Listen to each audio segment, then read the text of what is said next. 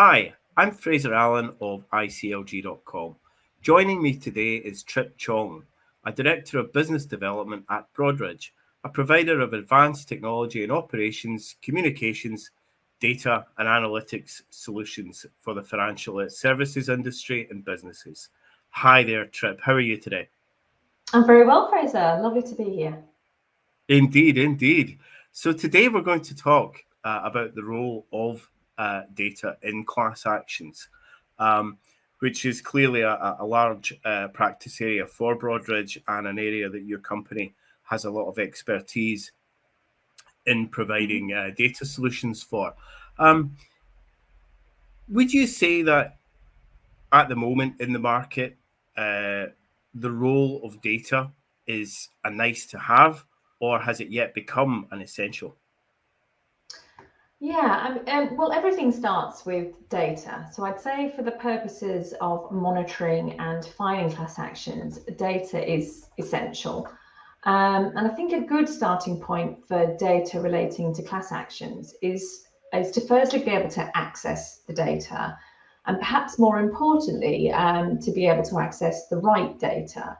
Whilst many of the class actions that we look at are related to equities and debt, there are some complex settlements involving specialist instruments and more recently cryptocurrencies.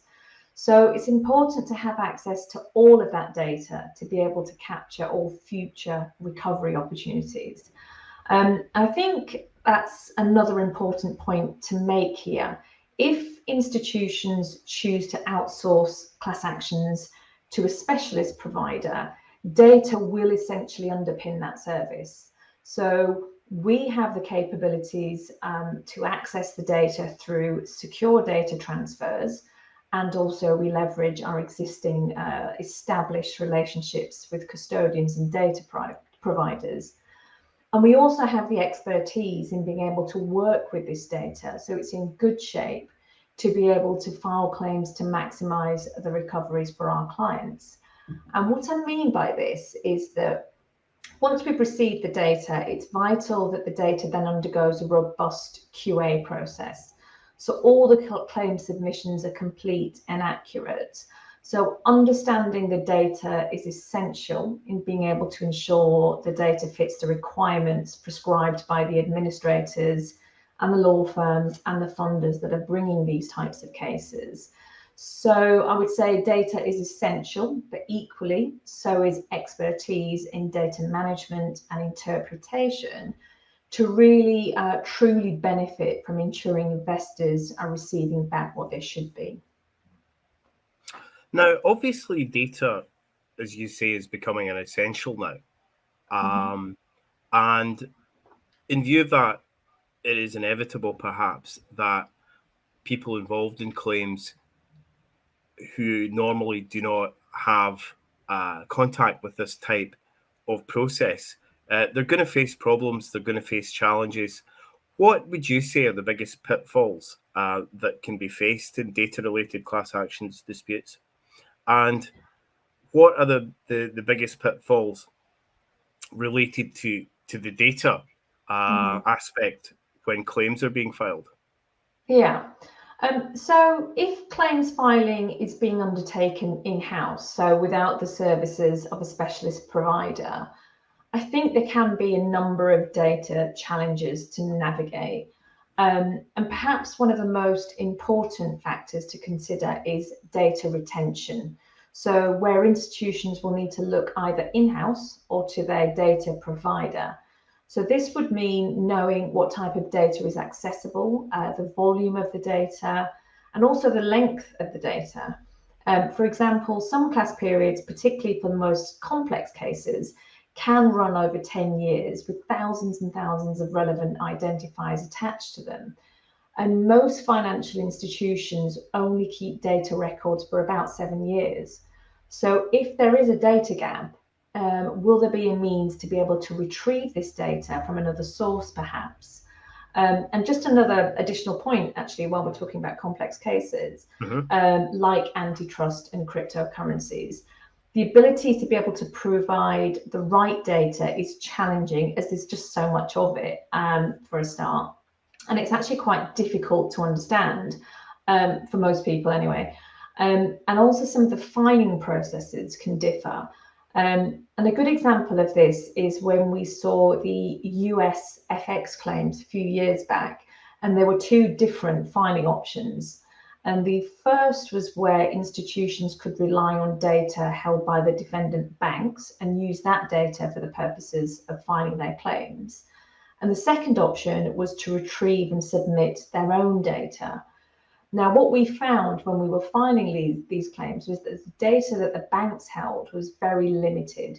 So we ensured that all the claims that we filed directly was from our own client data to support those claims. And actually, we found there was a material difference in recoveries for our clients. So, as I mentioned, it's important to ensure that that data is readily available. And sometimes this might not be a straightforward data request and might take some time to prepare those data files. So this is an important consideration, particularly when you're working towards tight filing deadlines. And just another couple of points. Once you have that data, is that data file complete? So do you have all of the relevant data present, including specific items like inter-account transfers and corporate actions? You know, is this data in the correct format and have all the relevant security identifiers been captured? So, for example, if there has been a change in an identifier due to a corporate action, has the right identifier been captured? And one final point I'd just like to make in terms of pitfalls is being ready for any additional information requests from administrators or law firms or funders. And typically we see this a lot. So going back to my accessibility point, it's important to be able to do that and of course understand the request in the first place. And these additional requests are time sensitive. So not responding to additional requests can result in limited recoveries or the claim can be denied. So I think having a specialist provider in place has its obvious benefits to counter these potential pitfalls. You know, alleviating that administrative burden and having real data experts to review this before filing those claims. And all of this can really make a huge difference in payout amounts. Indeed, indeed. Now, just following on from that point, you know, clearly there are pitfalls, there are risks. So how can technology be leveraged to proactively mitigate any risks surrounding class action claim filing? From a specialist provider perspective, using technology and automating many of our processes, particularly for claims filing in the US, is the only way to do this efficiently. At Broadridge, we have a sophisticated bespoke technology to manage these processes for us. Although I should add that along with the technology, you also need the right expertise in place, particularly for the complex claims and cases outside of the US, where many of the processes, you know, can't be automated. At Broadridge, we use our best practices to ensure that the claims we submit are in the best format so that the claims remain in good standing throughout the whole process. And again, this will include the secure data retrieval, data management, QA, and also interpreting that data. And we're lucky in the fact that we have a team of specialists who previously worked at the largest administrator in the US and that really have first-hand experience of the nuances of the process. And just to illustrate this point, our team filed over 1.5 million claims last year, and we're on course to double that this year. And that's thanks to our sophisticated technology and expertise to ensure that we're identifying and filing every relevant claim on behalf of our clients.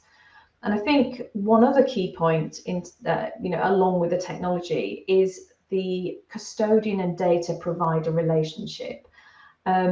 And it's important for us to build and nurture these relationships for the long-term benefit of our clients. So accessing the right data to file good, complete claims and maximize those recoveries is what we are here to do. Now, just with regard to the background of your colleagues, which you mentioned. Broadridge is clearly a company that has senior people from a variety of backgrounds who have experience of various business sectors. In your sort of collective opinion, if you like, what institutions do you think are out there that should be making better use of technology with regards to class actions based on that experience that you guys have?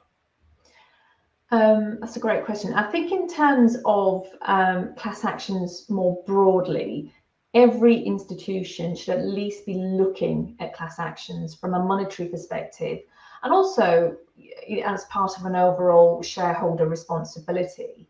Class actions can affect any and all financial institutions.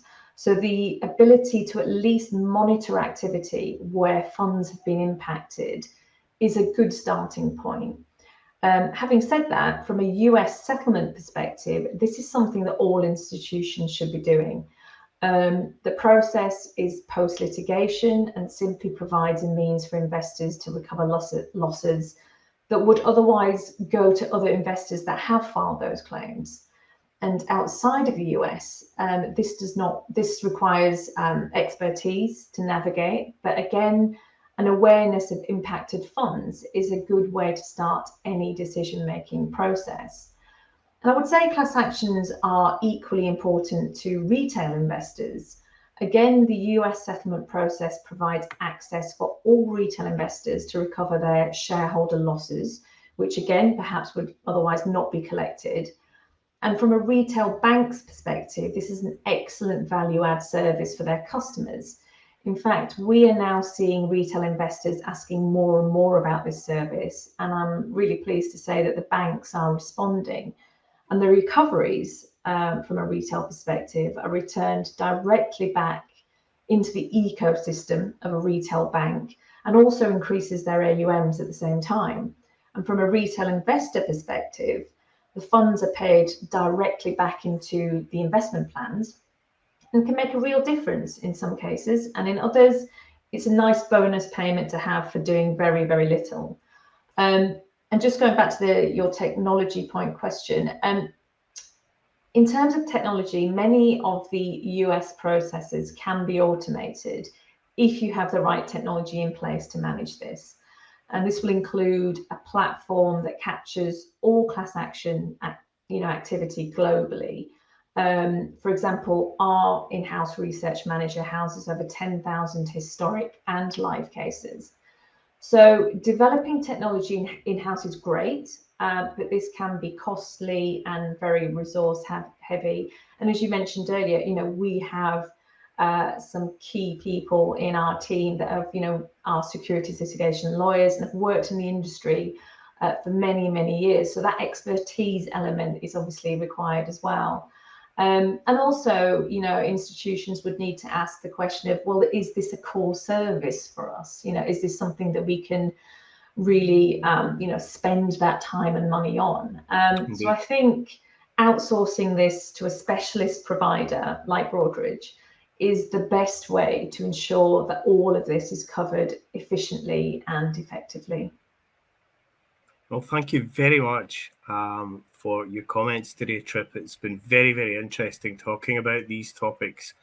And if any viewers want to hear more from Trip, she will be speaking at our ICLG.com Global Class Actions Symposium in Amsterdam on November the 17th and the 18th. So if you wish to attend in person or online, go to ICLG.com and register for the event. And we look forward to seeing you there.